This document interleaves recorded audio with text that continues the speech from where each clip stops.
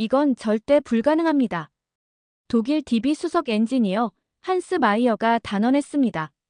섭씨 50도가 넘는 사막에 장장 176km나 되는 길이의 철도를 건설하는 것도 놀라운 일인데, 게다가 한국이 가장 험난한 구간을 맡았다고 하는 건 당연히 실패를 예상하는 일이었어요. 그러나 6개월 후 유럽 장비들은 멈췄지만 한국 기술은 세계 신기록을 세웠습니다. 앞으로는 한국이 주도한다는 사우디 왕세자의 결정으로 독일과 프랑스가 무릎 꿇은 숨겨졌던 충격적인 실화를 지금 시작합니다. 잠깐, 사연 시작 전 구독과 좋아요 부탁드립니다. 안녕하세요. 저는 독일 DB의 수석 엔지니어 한스 마이어입니다. 25년간 유럽 최고의 철도 기술을 개발하며 독일의 자부심을 지켜왔죠. 세계에서 가장 정밀한 철도 시스템을 만든다는 사명감으로 수많은 밤을 지새웠습니다. 베를린에서 프랑크푸르트까지 300km를 달리는 ICE 고속철도는 제 손으로 완성한 작품이에요. 독일 기술의 우수성을 의심하는 사람은 없었습니다. 2013년 7월 무더운 여름날 한 통의 초청장이 도착했어요. 사우디아라비아 리야드에서 진행될 메트로 프로젝트의 기술 자문으로 초대받은 겁니다. 처음에는 평소와 다를 바 없는 자문 요청이라 생각했죠. 하지만 베를린 공항을 떠나기 전 프로젝트 계획서를 자세히 읽어본 순간 당혹감이 밀려왔습니다. 이건 말도 안 돼. 사막 한가운데 철도를 만들어. 그것도 장장 176km를. 리야드 메트로 프로젝트는 총 6개 노선의 85개 역사를 포함한 초대형 사업이었어요. 유럽에서도 쉽게 시도하지 못할 규모죠. 게다가 섭씨 50도를 넘나드는 살인적인 더위와 모래폭풍이 휘몰아치는 사막 한복판에서 진행된다니. 과연 이게 가능할까? 의문을 품은 채 리야드 국제공항에 도착했어요. 공항을 빠져나오는 순간 뜨거운 열기가 얼굴을 덮쳤습니다. 호텔로 가는 차 안에서도 바깥 풍경은 황량한 모래뿐이었죠. 이런 환경에서 정밀한 철도 시스템을 구축한다는 게 과연 현실적인 계획일까? 의구심만 깊어졌어요. 다음 날 아침, 프로젝트 킥오프 회의장에 도착했습니다. 세계 각국에서 모인 철도 전문가들과 인사를 나누던 중 충격적인 소식을 들었어요. 한국의 삼성물산이 4, 5, 6호선을 담당하게 됐습니다. 순간 귀를 의심했죠. 철도 강국인 독일, 프랑스, 일본도 있는데 한국이 이 거대 프로젝트의 핵심 부분을 맡는다니. 제가 듣기론 4, 5, 6호선은 약 70km에 달하는 길이와 29개의 역, 24km 교량 구간까지 포함된 난이도 최상의 구간이었습니다. 그들에게는 너무 버거운 과제일 텐데. 옆자리에 앉은 미국 컨설턴트 존 로버츠가 속삭였습니다. 저도 고개를 끄덕였어요. 독일이 150년간 쌓아온 철도 기술도 이 환경에서는 한계가 있을 텐데 한국이 감당할 수 있을까? 의문이 꼬리를 물었죠. 회의가 끝난 후 제 손에 쥐어진 자료를 꼼꼼히 살펴봤습니다. 그때 눈에 들어온 낯선 용어가 있었어요. FSLM 공법이라는 단어였죠. 한국에서 개발했다는 이 공법은 교량 상판을 공장에서 미리 제작한 후 현장에서 한 번에 설치하는 방식이라고 했습니다. 그리고 AI 기반 센서 기술로 극한 환경에서도 안정적인 작업이 가능하다는 설명이 있었어요. 흥미롭긴 하네. 하지만 이론과 현실은 다르지. 호텔 창밖으로 모래바람이 휘몰아치는 리야드의 밤하늘을 바라봤습니다. 내일은 한국 기술진과의 첫 미팅이 예정되어 있었어요. 솔직히 큰 기대는 하지 않았죠. 아직까지 유럽의 기술력을 뛰어넘는 나라는 없었으니까요. 그런데 왜 이렇게 가슴이 불안하게 뛰는 걸까요? 마치 오랜 시간 당연하게 믿어온 무언가가 흔들릴 것 같은 예감이 들었습니다. 독일 철도 기술의 자존심을 지켜온 제게 내일은 어떤 변화를 가져다 줄지 쉽게 잠들지 못한 채 밤이 깊어갔습니다. 다음 날 아침, 리야드 프로젝트 본부 회의실에 도착했습니다. 독일과 프랑스 엔지니어들이 모여 소곤거리고 있었어요. 그들의 표정에서도 의구심이 역력했죠. 한국이 사막에서 지하철을 건설한다니 들어본 적도 없는 일이군. 독일 동료 슈미트가 말했어요. 곧 회의가 시작됐고 삼성물산의 팀장이 단상에 올랐습니다. 40대 초반으로 보이는 그의 눈빛에서 자신감이 느껴졌어요. 안녕하세요. 저는 삼성물산의 팀장 이정우입니다. 리야드 메트로 456호선에 적용할 기술을 소개하겠습니다. 그의 영어는 유창했지만 내용에는 여전히 의심이 있었죠. 하지만 이어진 발표는 제 생각을 완전히 뒤흔들었어요. 첫 번째로 저희가 개발한 TBM 장비입니다. 직경 9.8m의 이 장비는 하루에 최대 42m까지 굴착이 가능합니다. 순간 회의실이 술렁였습니다. 42m라고? 독일 기술로 가능한 최대치가 25m인데 말도 안 되는 수치였어요. 팀장님, 그건 현실적으로 불가능한 수치입니다. 제가 냉정하게 지적했죠. 이정우 팀장은 미소를 지으며 대답했습니다. 저희는 UAE 아부다비에서 이미 38m 기록을 달성했습니다. 리야드에서는 그 기록을 경신할 계획이죠. 그가 보여준 데이터는 국제공인 기관의 인증을 받은 것이었어요. 이어서 FSLM 공법에 대한 설명이 이어졌죠. 교량 상판을 공장에서 미리 제작한 후 현장에서 한 번에 설치하는 방식이었습니다. 이 공법으로 55m 길이의 교량 상판을 단 7일 만에 설치할 수 있습니다. 기존 공법보다 공사 기간을 60% 이상 단축할 수 있죠.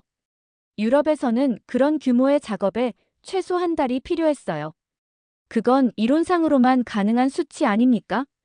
프랑스 엔지니어가 의문을 제기했어요. 이정우 팀장은 침착하게 대답했습니다.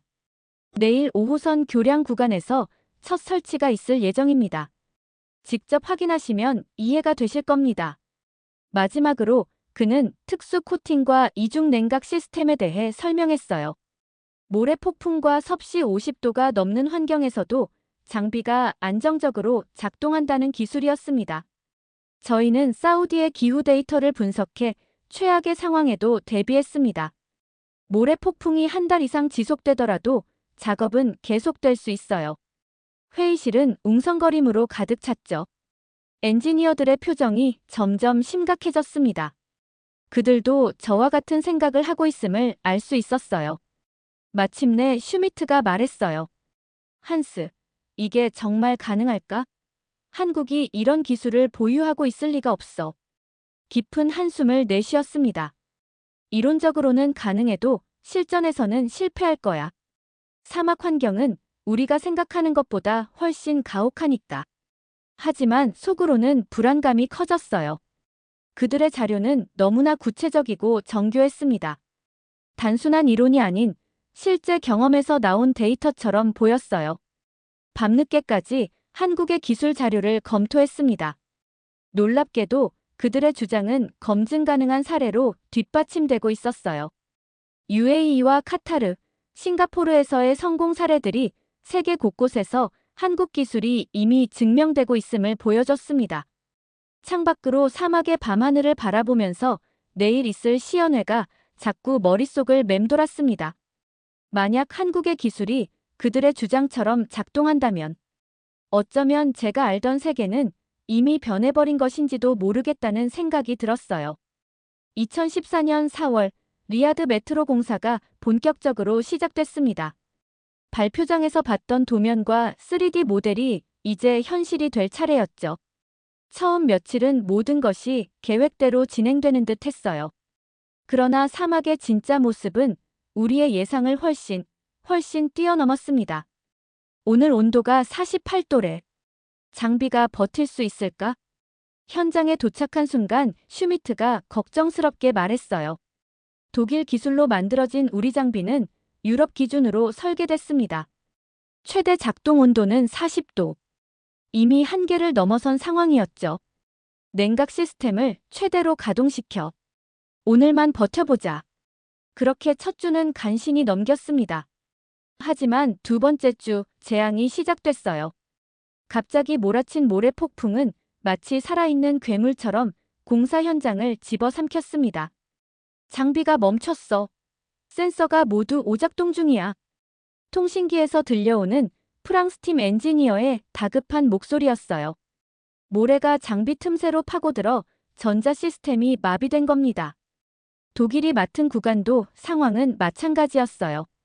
정밀 센서들이 모래 먼지로 가득 차 엉뚱한 신호를 보내고 있었죠. 이대로라면 최소 2년은 지연될 거야. 본부로 돌아와 긴급 대책 회의를 소집했습니다. 독일, 프랑스, 영국 엔지니어들이 한자리에 모였지만 뾰족한 해결책은 나오지 않았어요. 유럽의 최첨단 기술도 사막 앞에서는 속수무책이었습니다. 모래 차단 필터를 강화하고 냉각 시스템을 이중으로 설치해 봅시다.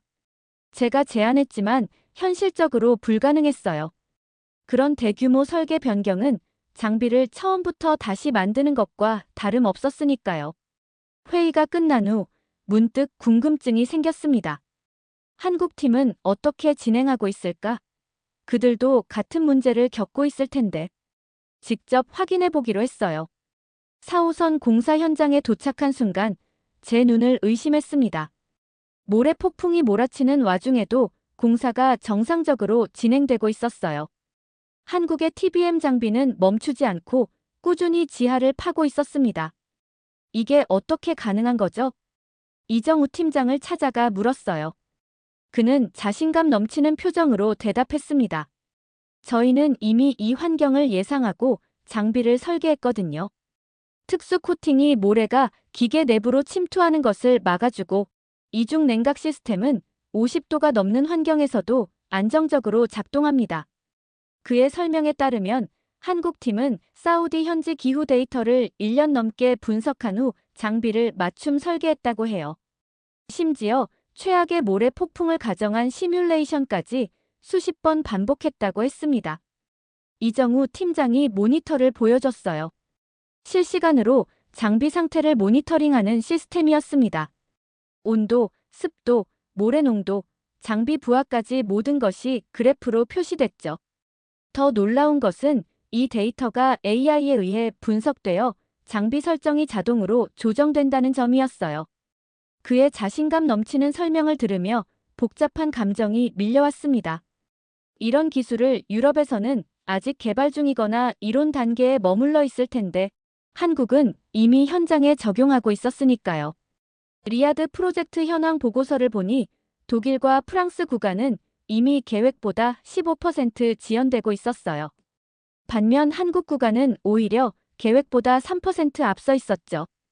이런 환경에서 공사가 차질 없이 가능하다니.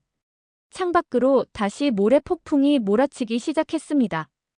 이 극한의 사막에서 한국 기술이 유럽을 앞서고 있다는 현실이 점점 선명해졌어요. 25년간 쌓아온 제 자부심이 모래성처럼 무너져 내리고 있었습니다.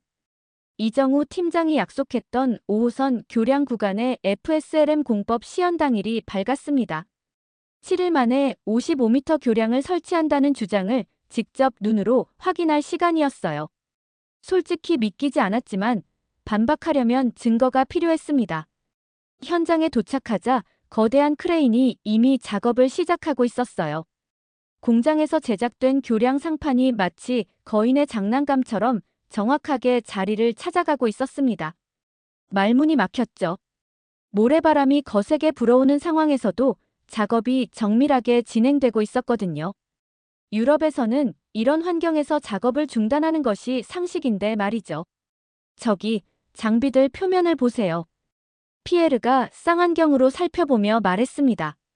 장비 표면이 특이했어요. 모래가 닿자마자 미끄러져 떨어지는 게 보였습니다. 특수 코팅 기술입니다. 뒤에서 들려온 이정우 팀장의 목소리에 깜짝 놀랐어요. 그는 미소를 지으며 설명을 이어갔습니다. 나노 입자를 활용한 특수 폴리머 코팅으로 모래가 장비에 달라붙지 않도록 합니다. UAE 원전 건설 당시 개발한 기술인데 이번 프로젝트를 위해 업그레이드했죠. 순간 피에르와 눈이 마주쳤어요. 그의 표정에서 충격을 읽을 수 있었습니다. 프랑스에서도 이런 코팅 기술을 연구 중이었지만 아직 실험실 단계에 머물러 있었거든요. 더 충격적인 장면은 6호선 터널 구간에서 목격했어요. 직경 9.8m의 TBM이 사막 모래를 뚫고 나아가는 모습은 압도적이었습니다. 오늘은 특별한 날입니다.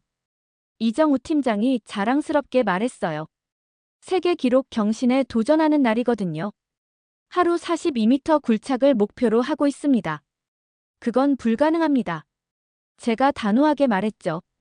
기존 세계 기록은 하루 37m로 독일 기업이 보유하고 있었거든요. 하지만 그날 저녁 충격적인 소식이 전해졌습니다. 한국의 TBM은 하루 42m를 굴착하는 데 성공했고, 이는 공식적으로 새로운 세계 기록이었습니다. 가장 놀라운 것은 그들의 AI 기반 적응형 센서 시스템이었어요. 프랑스 팀이 수개월간 해결하지 못했던 모래 폭풍으로 인한 센서 오작동 문제를 한국 팀은 완벽히 해결한 상태였습니다. 이 센서들은 환경에 따라 자가 학습합니다. 이정우 팀장의 설명에 모두가 귀를 기울였어요.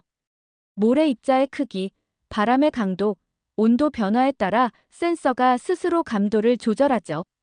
이런 극한 환경에서도 오차율은 0.1% 미만입니다. 회의실로 돌아온 우리 팀의 분위기는 침울했습니다. 몇몇 엔지니어들은 공개적으로 한국 기술의 우수성을 인정하기 시작했어요. 우리도 비슷한 기술을 연구하고 있지만 아직 몇 년은 더 걸릴 거야. 슈미트가 한숨을 쉬며 말했습니다. 그러나 저는 쉽게 인정할 수 없었어요. 150년 철도 역사를 자랑하는 독일의 자존심이 걸린 문제였으니까요. 프로젝트가 시작된 지 6개월. 리야드의 여름은 더욱 혹독해졌습니다. 50도를 넘나드는 폭염과 모래 폭풍은 일상이 되었어요. 독일과 프랑스 팀은 여전히 기술적 난관과 싸우는 중이었죠. 반면 한국 구간은 예상보다 빠르게 진행되고 있었습니다. 어느 날 아침, 갑작스러운 소식이 전해졌어요. 왕세자가 오늘 오후에 현장을 방문한다고 합니다. 프로젝트 총괄 매니저의 말에 모두가 긴장했습니다. 왕세자의 방문은 이 프로젝트가 사우디 정부의 최우선 관심사임을 의미했으니까요. 오후 2시 왕세자의 차량이 도착했습니다. 그는 먼저 프랑스가 담당한 1호선을 둘러보았죠. 진행 상황에 대한 설명을 듣던 그의 표정이 점점 굳어졌어요. 예정보다 얼마나 지연되고 있습니까?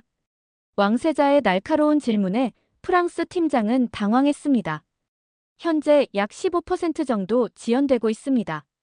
하지만 곧 만회할 계획입니다. 왕세자는 고개만 끄덕이고 다음으로 우리 독일 구간으로 이동했어요. 우리 상황도 크게 다르지 않았습니다. 모래 폭풍으로 인한 장비 고장과 센서 오작동 문제는 여전했죠. 독일 기술이 이 정도였습니까? 왕세자의 한마디에 제 가슴이 철렁 내려앉았습니다. 150년 철도 역사를 가진 독일의 기술력이 의심받는 순간이었어요. 마지막으로 왕세자는 한국이 담당한 4, 5, 6호선으로 향했습니다. 그의 체류 시간이 눈에 띄게 길어졌어요. 이정우 팀장의 설명을 들으며 왕세자의 표정이 밝아지는 게 보였습니다. 놀랍군요. 계획보다 얼마나 앞서 있습니까? 현재 8% 정도 앞서 있습니다. 저희가 개발한 AI 기반 작업 최적화 시스템 덕분에 앞으로 더 단축될 예정입니다. 왕세자는 특히 한국의 TBM 장비와 FSLM 공법에 큰 관심을 보였어요. 그는 무려 2시간 넘게 한국 구간에 머물렀습니다. 다음 날 아침 모든 것이 바뀌었어요. 호텔 로비에서 프로젝트 총괄 매니저를 만났습니다. 사우디 정부가 프로젝트 재조정을 검토 중이라는 소식입니다. 제 심장이 멈추는 것 같았어요. 어떤 의미죠? 성과가 좋은 팀에게 더 많은 구간을 맡기는 방안을 검토 중이라고 합니다. 그 말은 명백했습니다. 독일과 프랑스의 구간 일부가 한국으로 넘어갈 수 있다는 뜻이었어요. 급히 팀 회의를 소집했어요. 분위기는 침울했습니다. 어떻게 이런 일이 가능한 거지? 우리가 정말 한국에게 밀리고 있는 건가? 슈미트가 침통한 목소리로 말했어요. 평소 자신감 넘치던 동료들의 표정에서 당혹감이 역력했습니다. 그들의 기술이 우리보다 앞서 있는 건 부정할 수 없어. 수석 엔지니어 밀러가 마침내 인정했어요. 특히 AI 기반 적응형 센서와 모래 환경 대응 기술은 우리가 몇 년 안에 따라잡기 어려울 거야. 회의실에 무거운 침묵이 내려앉았어요. 이 상황을 어떻게 타개해야 할까? 제가 마침내 입을 열었어요. 동료들도 알고 있었겠죠. 이제 우리는 결단을 내려야 한다는 것을. 자존심을 지킬 것인가, 아니면 변화를 받아들일 것인가. 우리는 더 이상 한국을 무시할 수 없다. 결단을 내렸어요. 다음 날 아침 일찍 한국팀의 사무실을 찾았습니다.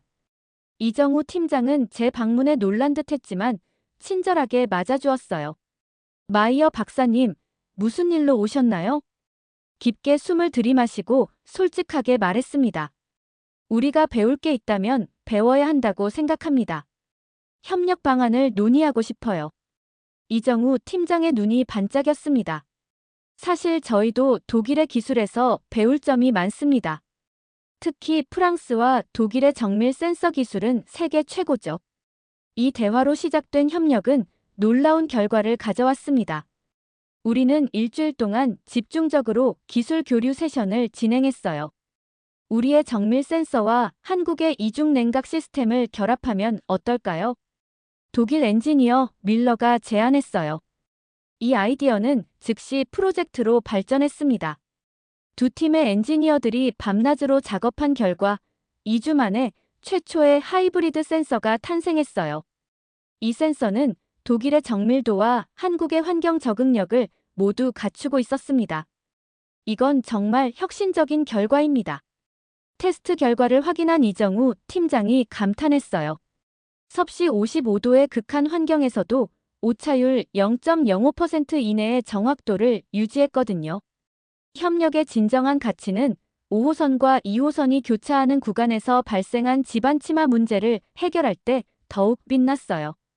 사막의 모래 지반이 예상보다 불안정해 공사가 중단될 위기였습니다. 기존 방식대로라면 최소 한 달은 공사를 중단해야 합니다. 프랑스 팀의 진단이었어요. 그러나 이정우 팀장은 다른 해결책을 제시했습니다. 디지털 트윈 기술을 활용해보면 어떨까요? 집안의 움직임을 실시간으로 모니터링하면서 공사를 진행할 수 있습니다. 한국이 개발한 이 기술은 수천 개의 센서로 집안 데이터를 수집하고 AI로 분석해 위험 신호를 즉시 감지할 수 있었죠. 여기에 독일의 정밀 측정 기술을 결합하면 더욱 효과적일 거라고 했어요. 처음에는 의구심이 들었지만 결과는 놀라웠습니다. 공사를 중단하지 않고도 집안 침하 문제를 완벽하게 제어할 수 있었어요. 오히려 일정을 2주나 단축하는 성과까지 거뒀습니다. 사우디 왕세자도 이 변화에 주목했습니다. 그는 두 번째 현장 방문에서 특별히 하이브리드 센서와 디지털 트윈 기술에 깊은 관심을 보였어요. 이제 리야드 메트로 현장의 분위기는 완전히 달라졌습니다. 더 이상 독일, 프랑스, 한국이라는 구분은 의미가 없었어요. 우리는 하나의 팀이 되어 사막의 불가능에 도전하고 있었습니다. 협력 체계가 구축된 지 3개월이 지나자 리야드 메트로 프로젝트는 완전히 다른 모습이 되었습니다. 어느 아침, 프로젝트 총괄 담당자로부터 급한 연락이 왔어요. 사우디 왕이 직접 프로젝트 현장을 방문한다고 합니다. 모든 팀은 최고의 상태로 준비하세요. 이 소식에 현장은 긴장감으로 가득 찼습니다. 방문 당일 모든 팀이 자신들의 성과를 최대한 보여주기 위해 준비했습니다. 특히 눈에 띄었던 건 한국의 TBM 구간이었어요. 그들은 하루 42m 굴착이라는 세계 신기록을 세운 장비를 중심으로 전시를 준비했습니다. 왕은 특히 AI 적응형 센서 시스템에 깊은 관심을 보였습니다. 이 시스템은 모래 환경에서도 완벽하게 작동해 어떤 위험 요소도 놓치지 않았죠. 이건 정말 혁명적입니다. 왕이 감탄했어요. 그의 표정에서 깊은 인상을 받았다는 것을 알 수 있었습니다. 방문이 끝나고 왕은 모든 팀을 회의실로 소집했어요. 긴장된 분위기 속에서 왕이 입을 열었어요. 오늘 본 기술은 정말 인상적이었습니다. 특히 한국의 기술력에 깊은 감명을 받았습니다. 따라서 결정했습니다. 앞으로 리야드 메트로 전체 구간에 한국의 기술을 적용하겠습니다. 모든 팀은 한국의 표준을 따라주시기 바랍니다. 순간 회의실이 술렁거렸습니다. 프랑스 팀 엔지니어들은 얼굴이 굳어졌고 우리 독일 팀도 충격에 빠졌어요. 한국의 기술력은 세계 최고입니다. 이번 프로젝트를 통해 그것이 증명되었습니다. 왕의 단호한 선언이 회의실에 울려 퍼졌어요. 그 순간 세계 철도 기술의 패러다임이 완전히 바뀌었다는 것을 실감했습니다. 회의가 끝난 후 독일 팀원들과 함께 호텔바에 모였어요. 처음에는 침울한 분위기였지만 점차 현실을 받아들이는 대화가 오갔습니다. 이제 한국에 직접 가서 배워야 할 것 같아. 밀러가 맥주를 마시며 말했어요. 듣자 하니 서울에서 다음 달에 철도 기술 컨퍼런스가 열린대. 우리도 참가하는 게 어때? 예전 같았으면 상상도 못했을 제안이었지만 이제는 모두가 고개를 끄덕였어요. 실제로 몇 주 후 우리 독일 팀의 핵심 엔지니어 10명이 한국철도 기술연구소를 방문하기로 결정했습니다. 한국에서 직접 배우기 위해서였죠. 리야드의 마지막 날 완공된 메트로 노선 일부를 시범 운행하는 행사가 있었습니다. 초고속으로 달리는 열차 안에서 창밖을 바라보며 생각에 잠겼어요. 오늘의 표준이 내일은 구식이 될 수 있고 우리가 미처 주목하지 않았던 곳에서 혁신이 일어날 수 있어요. 기차가 사막을 가로지르며 달리는 동안 저는 마음속으로 인정했습니다. 한국의 기술은 이제 세계 철도 산업의 새로운 표준이 되었다고. 그리고 이것은 끝이 아니라 새로운 시작이라는 것도요.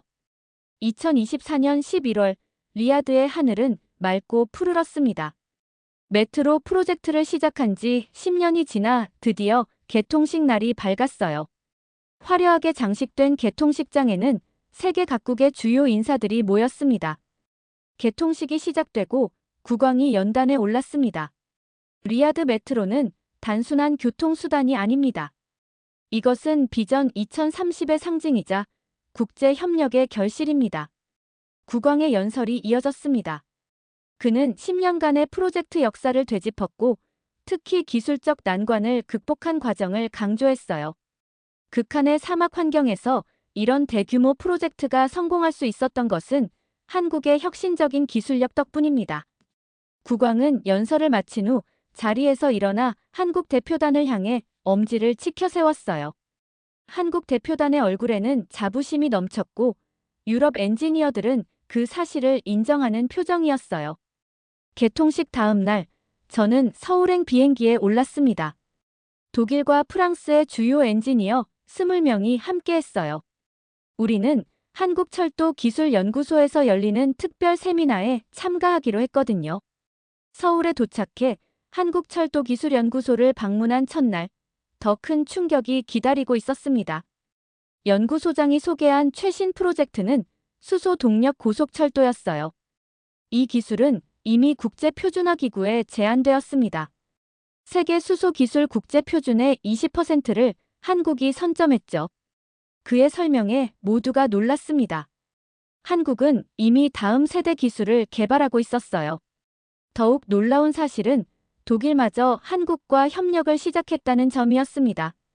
독일은 우리와 함께 스마트 제조와 미래 교통 분야에서 공동작업 그룹을 구성했습니다. 이제 우리는 경쟁자가 아닌 협력자입니다. 연구소 견학을 마치고 호텔로 돌아오는 길, 서울의 밤거리를 바라보며 깊은 생각에 잠겼어요. 앞으로 철도 기술은 한국과 협력하는 것이 정답이다. 마음속으로 결심했습니다. 비행기를 타고 독일로 돌아가는 길, 창밖으로 구름 위의 풍경을 바라보며 생각했습니다. 사막에서 시작된 협력이 이제는 세계로 퍼져나가고 있었어요. 한국은 더 이상 신흥 강국이 아니었습니다. 그들은 이제 기술의 표준을 만들어가는 진정한 리더였죠. 베를린 공항에 도착하는 순간 제 휴대폰에 메시지가 도착했습니다. 리야드 메트로의 성공을 본 호주 정부가 시드니 신규 철도 프로젝트에 독일과 한국의 공동 컨소시엄을 초청한다는 내용이었어요. 새로운 여정이 시작되려 하고 있었습니다. 이번에는 경쟁자가 아닌 협력자로서 말이죠. 오늘은 사막을 가로지른 한국의 기적 리아드 메트로 프로젝트에 관한 독일 엔지니어의 사연이었습니다. 한국 철도 기술의 혁신성과 세계적 경쟁력을 다시 한번 확인할 수 있었어요. 오늘 사연을 통해 한국에 대한 자랑스러움을 댓글로 남겨주세요. 저희 서점은 언제나 감동적인 사연으로 찾아뵙겠습니다. 귀한 시간 내주셔서 감사합니다.